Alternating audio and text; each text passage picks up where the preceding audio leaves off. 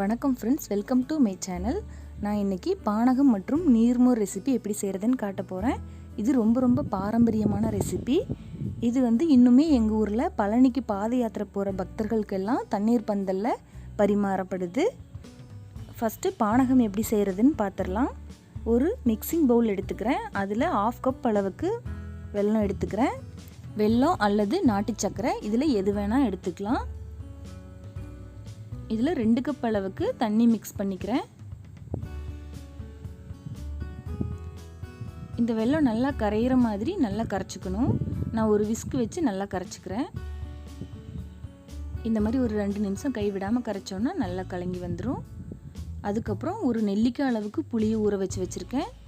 இதை நல்லா கரைச்சிட்டு வெள்ளை கரைசலில் சேர்த்துக்கலாம். கொஞ்சமாக புளி கரைசல் சேர்த்துறதுனால டேஸ்ட் ரொம்ப நல்லாயிருக்கும். அவ்வளோதான், மிக்ஸ் பண்ணியாச்சு. அதுக்கப்புறம் 2 ஏலக்காயை நல்லா நசுக்கி சேர்த்துக்கிறேன். ஏலக்காய் பொடியும் சேர்த்தலாம், இருந்தாலும் இந்த மாதிரி தட்டி சேர்த்தும் போது வாசனை இன்னும் நல்லாயிருக்கும். சின்னதாக பச்சை கற்பூரம் சேர்த்துக்கலாம். இந்த மாதிரி கையில் நல்லா நசுக்கி விட்டு சேர்த்துக்கலாம். அதுக்கப்புறம் 1/4 டீஸ்பூன் அளவுக்கு சுக்கு பொடி சேர்த்துக்கிறேன்.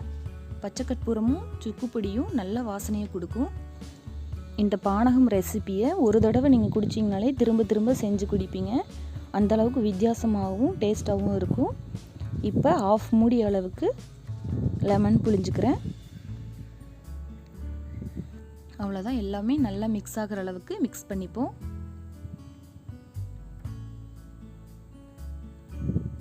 பானகம் ரெடி ஆயிடுச்சு. இது ஒரு வடிகட்டி வச்சு வடிகட்டி எடுத்துக்கலாம். கமகமன் வாசனையோட சூப்பரான பானகம் தயாராகிடுச்சு. அடுத்தது நீர்மோர் எப்படி செய்யலான்னு பார்க்கலாம். இதுக்கு ஒரு மிக்சிங் பவுல் எடுத்துக்கிறேன். அதில் 1 கப் அளவுக்கு புளிக்காத கெட்டியான தயிர் எடுத்துக்கிறேன். இது 1 கப்புக்கு 2 கப் அளவுக்கு தண்ணி விடணும். இப்போ தண்ணி சேர்த்துக்கலாம். அதுக்கப்புறம் ஒரு துண்டு இஞ்சியை தோல் சீவிட்டு நல்லா நசுக்கிட்டு சேர்த்துக்கலாம்.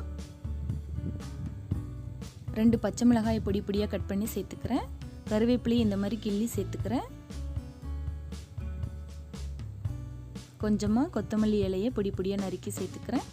சீரகத்தை ஒரே ஒரு தட்டி சேர்த்துக்கணும். ரொம்ப நசுங்கிற அளவுக்கு போடக்கூடாது, அது கசப்பு அதிகமாக இருக்கும். இப்போ தேவையான அளவு உப்பு சேர்த்துக்கலாம். எல்லாம் நல்லா கலங்குற மாதிரி கலக்கிக்கலாம். மத்து இருந்தால் கூட கிடைஞ்சு எடுத்துக்கலாம். நான் விஸ்க் வச்சே அடிச்சுக்கிறேன். அவ்வளோதான், மிக்ஸ் பண்ணியாச்சு. பெரியவங்க குடிக்கும்போது அப்படியே குடித்தா ரொம்ப நல்லாயிருக்கும். குழந்தைங்களுக்கெல்லாம் கொடுக்கும்போது இந்த மாதிரி வடிகட்டிட்டு வெறுமனே மோர் மட்டும் கொடுத்துருங்க. இந்த 2 ரெசிபியோட டேஸ்ட்டுமே நம்ம சாப்பிட்ற எந்த பானத்துக்கும் கம்பேர் பண்ணி பார்க்க முடியாத அளவுக்கு ரொம்ப சூப்பராக இருக்கும். கட்டாயம் ட்ரை பண்ணுங்கள்.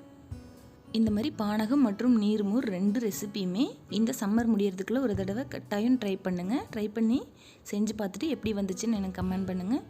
உங்களுக்கு இந்த வீடியோ பிடிச்சிருந்துச்சுன்னா என்னோடய சேனலுக்கு சப்ஸ்கிரைப் பண்ணிக்கோங்க. தேங்க்யூ ஃபார் வாட்சிங்.